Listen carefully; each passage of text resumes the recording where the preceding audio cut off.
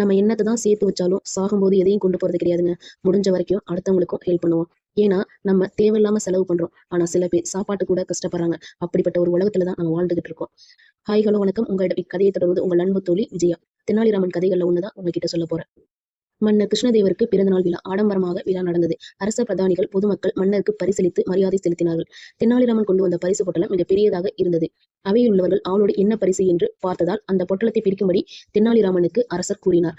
தெனாலிராமன் தயங்காமல் பொட்டலத்தை பிரித்தான். பிரித்துக் கொண்டே இருந்தான். பிரிக்க பிரிக்க தாளை மடல்கள் காலடியில் சேர்ந்தன.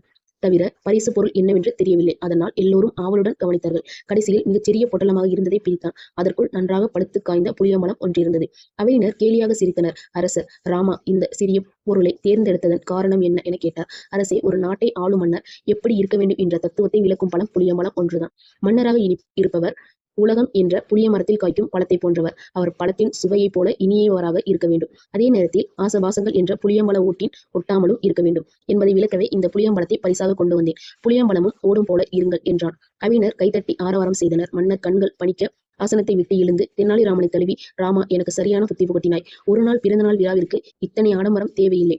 பொக்கிஷ பணமும் பொதுமக்கள் பணமும் வீணாகும்படி செய்துவிட்டேன். உடனே விசேஷங்களை நிறுத்துங்கள். இனி என் பிறந்தநாள் என்று கோயில்களில் மட்டுமே அர்ச்சனை ஆராதனை செய்யப்பட வேண்டும். அவசியமில்லாமல் பணத்தை ஆடம்பரமாக செலவு செய்யக்கூடாது என உத்தரவிட்டார். இது கதைக்கு மட்டும் ரசிக்கிறதுக்காக இல்லைங்க.